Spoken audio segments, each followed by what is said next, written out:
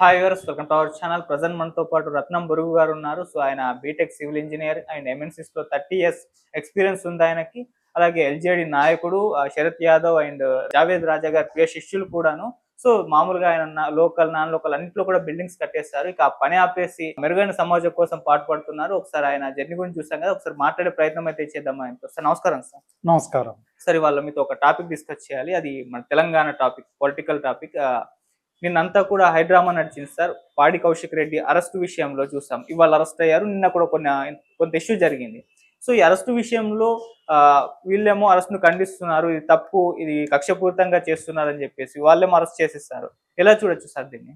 ఇక్కడ DGP, chief secretary విఫలమవుతున్నారు. రాజ్యాంగంగా independent గా స్వతంత్రంగా విధులు నిర్వర్తించాలి వాళ్ళు. ఓకే, ఇక్కడ వాళ్ళు వైఫల్యం చెందారు. వాళ్ళకు ఒక హెచ్చరిక మనం అందించాలి. మీరు రాజ్యాంగబద్ధంగా మీ విధులు నిర్వర్తించండి, స్లేవ్స్ లా బానిసల్లాగా పాలించే వాళ్ళకి కుక్కల్లాగా బతకొద్దు అని ఒక హెచ్చరిక ఇవ్వాలి. అది మాత్రమే కాదు, మంత్రి మండలి, ముఖ్యమంత్రికి కూడా ఒక హెచ్చరిక గుర్తు చేయాలి. ఇది మనం పార్లమెంటరీ విధానంలో ఉన్నాం. ప్రజాస్వామ్యం ఇది. ప్రతి ఎమ్మెల్యే ముఖ్యమంత్రితో సమానం. లేకపోతే ముఖ్యమంత్రి ఎమ్మెల్యే కన్నా ఒక ఇంచు కానీ ఒక పైసా కానీ ఎక్కువ కాదు. ఓకే, అధికారులు ఎందుకు వాళ్ళకి ఆ విలువనిస్తున్నారు? ఈ మంత్రులు కానీ ముఖ్యమంత్రి కానీ మంత్రులందరి ఎమ్మెల్యేలందరి స్వేచ్ఛను హరిస్తున్నాడు ఎందుకు? రాజు ఆయన. ఇది ప్రజాస్వామ్యం అనుకుంటున్నాడా రేవంత్ రెడ్డి? లేకపోతే రాజుగా ప్రవర్తిస్తున్నాడా అంటే రాజుగానే ప్రవర్తిస్తున్నాడు. ఆయన విధి మార్చుకోవాలి, తీరు మార్చుకోవాలి. అదే కాకుండా ఎమ్మెల్యేలు, ఎంపీలు ప్రతిదీ ఖండించడం, ప్రతిదీ వ్యతిరేకించడం కాకుండా వాళ్ళు కూడా ప్రజాస్వామ్యంలో ప్రజాస్వామ్యబద్ధంగా పార్లమెంటరీ విధానంలో దాన్ని వ్యతిరేకించడం కూడా ఆ తీరు కూడా మార్చుకోవాలనేసి సూచిస్తున్నాం. అంటే ఎందుకు అరెస్ట్ చేయాల్సి వచ్చింది సార్ పాడి కౌశిక్ రెడ్డి గారిని? ఏం జరిగింది అసలు? ఇది బెదిరించటం. పార్లమెంట్ లో ప్రశ్నించిన వాడికి సమాధానం చెప్పాలి. అధికారులు జీతగాళ్ళు, సిఐ అయినా, డిఎస్పీ అయినా, డీజీపీ అయినా. ఎమ్మెల్యేకి సమాధానం చెప్పకపోతే సామాన్య పౌరుడికి ఏ విధంగా సమాధానం చెబుతారు? ఒక మాజీ మంత్రి హరీష్ రావుకి సమాధానం చెప్పని సిఐ కానీ, డీజీపీ కానీ సామాన్యులకి ఏ విధమైన రక్షణ కల్పిస్తారు? ఇది ప్రజాస్వామ్యానికి డేంజరస్, ప్రమాదకరం. ఇది పోలీసు వ్యవస్థ తీరు మార్చుకోవాల్సిన ఎమర్జెన్సీ నీడు మనకు గుర్తు చేస్తారు. సార్ దీన్ని మీరు ఖండిస్తున్నారు, పాడి కౌశిక్ రెడ్డి గారి అరెస్ట్ ని. మనం ఒక రకంగా చూస్తుంది సార్, వాళ్ళ వైపు నుంచి ఏం మాట్లాడుతున్నంటే, మీరు ఉన్నప్పుడు చేయలేదా అంటే, వాళ్ళ అధికారంలో ఉన్నప్పుడు చేయలేదా? సో వాళ్ళు వస్తే మళ్ళీ వీళ్ళు అరెస్ట్ చేయించారు అనుకో, మీరు అధికారంలో ఉన్నప్పుడు ఏం చేస్తారు? మమ్మల్ని అరెస్ట్ చేయించారు అంటే, అధికారంలో ఎవరున్నా ప్రతిపక్షంలో ఉన్న వాళ్ళని అరెస్ట్ చేయించడం, మీరున్నప్పుడు చేయలేదా అని చెప్పేసి అనడం, దీన్ని ఏ విధంగా చూడొచ్చు? మీరు చెప్పింది కరెక్ట్. అందుకనే ప్రజలు వీళ్ళిద్దరూ వద్దనుకుంటున్నారు. ఓకే, ఆల్టర్నేటివ్, ప్రత్యామ్నాయం కావాలి, మాకు ఒక మంచి నాయకత్వం కావాలి, మాకు ఒక మంచి పార్టీ కావాలనే ఒక ఈషడింపుని ప్రజలకి ఈ రెండు పార్టీలు కల్పిస్తున్నారు. ఇది ఒక శుభ పరిణామం మాలాంటి వాళ్ళకి. మేము అధికార దాహంతో కానీ, పదవులు కావాలని కానీ మేము కోరుకోవట్లేదు. 75 సంవత్సరాల ప్రజాస్వామ్యంలో రాజ్యాంగం, పార్లమెంటరీ వ్యవస్థ, ప్రజాస్వామ్యం, ఎన్నికల వ్యవస్థ ప్రజలకు ఇచ్చిన వాగ్దానాలు నెరవేర్చలేదని ప్రజలు రగిలిపోతున్న సమయంలో వీళ్ళు రాజులుగా కొట్టుకుంటున్నారు. ఓకే, దీనికి అంతం పాడతామని ప్రజల్ని రెచ్చగొడుతున్నారు. బంగ్లాదేశ్ లో స్టూడెంట్స్ తిరగబడి హసీనాను తరిమేసినట్లు శ్రీలంకలో ఓటర్లందరూ ఈ బలమైన పార్టీలు, రెండు పార్టీలు, పాత పార్టీలు మాకొద్దు అని ఒక ప్రత్యామ్నాయం, కొత్త పార్టీ కావాలి, కొత్త నాయకులు కావాలని కోరుకున్నట్టు ఒక అవకాశాన్ని వీళ్ళు మాకు కల్పిస్తున్నారు. మీరు అంటున్న దాంతో నేను పూర్తిగా ఏకీభవిస్తాను. కానీ ఆ ప్రత్యామ్నాయంగా మిమ్మల్ని చూడాలని ఎందుకు అనుకుంటారు? అక్కడ బీజేపీ కూడా కనిపిస్తుంది, వాళ్ళకి ఇప్పటివరకు అధికారం ఇవ్వలేదు, ఇస్తే ఎలా ఉంటుందో అన్న ఆలోచన కూడా ప్రజల్లోకి రావచ్చు కదా. మిమ్మల్ని ఎందుకు చూస్తా అనుకోవచ్చు సార్? బీజేపీ కేంద్రంలో 10 సంవత్సరాల నుంచి పరిపాలించింది. ఇప్పుడు 11వ సంవత్సరం చేస్తుంది. రాజ్యాంగం ఆదేశించిన ఆదేశిక సూత్రాలని అమలు చేయకుండా, రాజ్యాంగం ఆదేశించిన ఆదేశిక సూత్రాలకి వ్యతిరేకంగా, అసలు భారతీయులకి, ఆంధ్రప్రదేశ్కి, తెలంగాణకి వ్యతిరేకంగా అది ప్రవర్తిస్తుంది. అసలు బీజేపీ కానీ వాళ్ళు భారతీయులే కాదు, విదేశీయులకు, యూరోషియన్ ఆర్యన్లకు బానిసలుగా ఉన్న పార్టీ మనకొద్దు. భారతీయ పార్టీల కూటమిగా, 3వ కూటమిగా, థర్డ్ అలయన్స్ గా ప్రజలకు ఒక ప్రత్యామ్నాయం, ప్రజలకు ఒక చాయిస్ ఇవ్వటానికి డాక్టర్లు, ఇంజనీర్లు, లాయర్లు, ఆఫీసర్లు, ప్రొఫెసర్లు డిగ్రీ చదివి 10 సంవత్సరాలు ఉద్యోగం కంప్లీట్ చేసిన ఉద్యోగులందరూ, కార్మికులతో సహా, వ్యవసాయం చేసిన రైతులతో సహా, డిగ్రీ చదివి 16 సంవత్సరాలు ఉద్యోగం ముగించిన కాపురం చేసిన మహిళలందరినీ నాయకత్వానికి పిలుస్తున్నాం. ఒక నూతన నాయకత్వం ఇస్తాం. ఇప్పుడున్న నాయకులు మీరు అన్నట్లే వాళ్ళ మీద వీడి మీద వాడు తిట్టుకోవటాన్ని అంతమొందిస్తాం.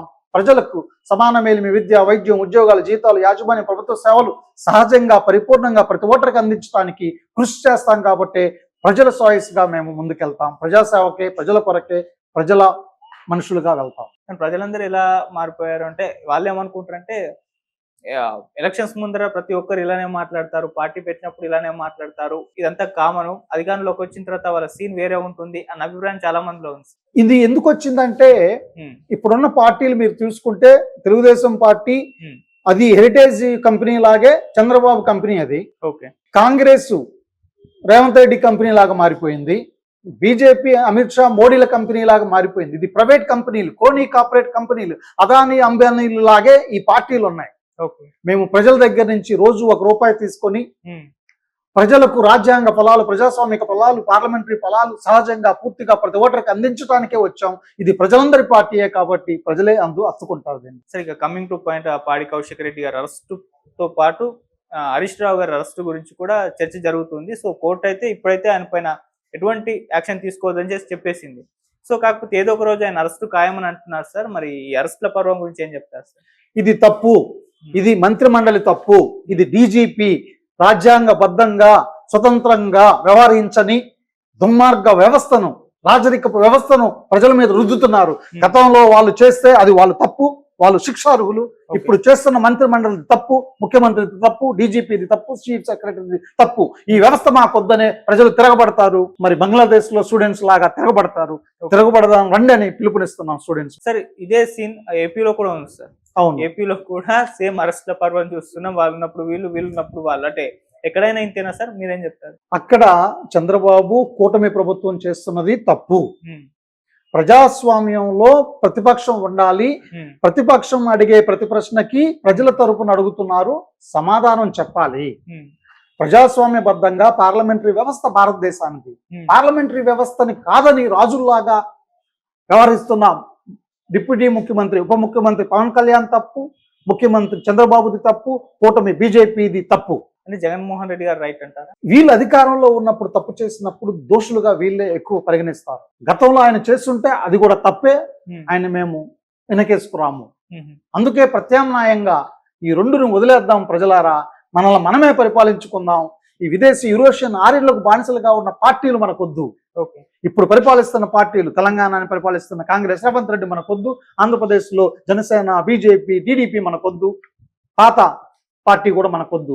ఒక నూతన పార్టీగా మనల్ని మనమే పరిపాలించుకుందాం, మన పార్టీని మనమే నిర్మించుకుందాం రమ్మనేసి ఒక 4 సూత్రాలకు ముందుకు పిలుపునిస్తున్నాం. సరే, ఇక్కడ కూటమిని విమర్శిస్తున్నారు మీరు. అంటే జగన్మోహన్ రెడ్డి గారు అధికారంలో ఉన్నప్పుడు మేబీ వాళ్ళ పాలనలో ఏమన్నా స్కాములు జరిగి ఉంటాయి. ఆ స్కాముల పైన వీళ్ళ కేసులు పెట్టి అరెస్ట్ చేయించడం మనం చూస్తున్నాం. సో మరి నిజంగా జరిగాయేమో, దాన్ని అరెస్ట్ చేయించి వివరం మొత్తం ఇన్వెస్టిగేషన్ చేసి జరిగాలేవో నిగ్గు తేల్చాల్సిన అవసరం అయితే ఉంది కదా. దాన్ని పక్కన పెట్టి అరెస్టులు చేయొద్దు అంటే అది ఎలా సార్? అది తప్పు. అరెస్టులు చేయాల్సిందే, విచారించాల్సిందే. పోలీసులు విచారణ త్వరగా జరగాలి. 16 రోజుల్లో విచారణ జరగాలి. జడ్జిలు 16 రోజుల్లో శిక్ష వేయాలి. అలాంటి వ్యవస్థ కోసం మన ఓటును సద్వినియోగపరుచుకుందాం అని ప్రజలకు పిలుపునిస్తున్నాం. ఈ పార్టీలని వ్యతిరేకిద్దామని కూడా పిలుపునిస్తున్నాం. ఇంత తొందరగా పొలిటీషియన్ల విషయంలో తేలుతాయా సార్? మనం ఇక్కడ కూడా చూస్తాం తెలంగాణలో. అంటే కాంగ్రెస్ గవర్నమెంట్ ఫామ్ అయిన తర్వాత ఎన్నో కేసులు నమోదయ్యాయి. ఫోన్ ట్యాపింగ్ అని చెప్పేసి అన్నారు. ఆ తర్వాత ఇక్కడ సెక్రటరీ భవన్ కి అత్యధికంగా ఖర్చు పెట్టేశారని చెప్పేశారు. ప్రాజెక్ట్ విషయంలో కూడా అవకతవకలు జరిగాయని చెప్పారు. ఇక్కడ ఏపీలో కూడా సేమ్ ఇటువంటివన్నీ కూడా చూస్తాం. అవి అప్పటికి కూడా కొద్దిగా మీడియాలో హైలైట్ అయ్యాయి. ఆ తర్వాత దాని కొద్ది కాలం పాటు చర్చలు జరిగిపోయి ఇప్పుడు మనం మాట్లాడుతున్నాం, కానీ ఎక్కడన్నా చర్చ జరుగుతుందా అంటే అది లేదు. మీరేం చెప్తారు సార్ దాన్ని? 16 వారాలలో తప్పు జరిగింది అని చెప్పిన వాడు, తప్పు చేసిన వాడిని విచారించి తీర్పు తీర్చి దోషిని శిక్షించాలి. ఆ దోషుల ఆస్తిని, వాళ్ళ బినామీల ఆస్తిని జాతీయం చేయాలి. అలా చేయని పార్టీలు మనకొద్దు. ఈ 2 పార్టీలు, ఇప్పుడున్న అధికార పక్షం, ప్రతిపక్షాలు అవి చేస్తూ ప్రజల్ని మోసం చేస్తున్నాయి, మనల్ని దోచుకుంటున్నాయి. క్రోనీ కార్పొరేట్స్ కి మన మన వ్యవస్థ అంతటిని, మన సమాజపు వ్యవస్థని, మన ప్రజలందరి వ్యవస్థని దోచుకొని పంచుకుంటున్నారు. వీళ్ళు మనకొద్దు. ఒక నూతన వ్యవస్థగా, నూతన నాయకులుగా, నూతన పార్టీలు, భారతీయ పార్టీలు ఒక కూటమిగా, మూడో కూటమిగా మనమే అవతరిద్దాం, దోషులను శిక్షిద్దాం. ఇంకో విషయం చెప్తాను సార్. భారతదేశంలో బ్లాక్ మనీ 100 సంవత్సరాలకి ట్యాక్స్ లేకుండా పరిపాలించగలిగిన బ్లాక్ మనీ అని ఉంది. అది తీసుకొస్తానికి మన ఓటును సద్వినియోగపరుచుకుందాం. ఈ పాత పార్టీలను, ఇప్పుడున్న అధికార పక్షాన్ని, ప్రతిపక్షాన్ని పారదోలుదాం, వద్దని తిరస్కరిద్దాం. మనమే నూతనంగా ఒక ప్రభుత్వాన్ని ఏర్పాటు చేద్దాం. ప్రత్యామ్నాయ నాయకులుగా ముందుకు రమ్మనేసి 16 సంవత్సరాలు డిగ్రీ చదివి, 16 సంవత్సరాలు ఉద్యోగం చేసిన, వ్యవసాయం చేసిన, ఆఖరికి సంసారం చేసిన మహిళలను కూడా నాయకత్వానికి రమ్మని ఆహ్వానిస్తాం. సార్, ఎంతగా ఇప్పుడు ఫైనల్ గా 2 రాష్ట్రాల్లో ఉన్న పాలిటిక్స్ పైన మీ విశ్లేషణ ఏంటిది? ఏ విధంగా అనిపిస్తుంది మీకు? మీరేం చెప్తారు? ఈ పార్టీలు ఇచ్చిన వాగ్దానాలు ఓకే, నెరవేర్చట్లేదు అని చెబుతున్న వాళ్ళని, పోలీసు వ్యవస్థని, ఎమర్జెన్సీ వ్యవస్థని మనకి భయపెడుతూ, చూపిస్తూ దాన్ని అణిచేయాలని చూస్తాను. ఇది తప్పు.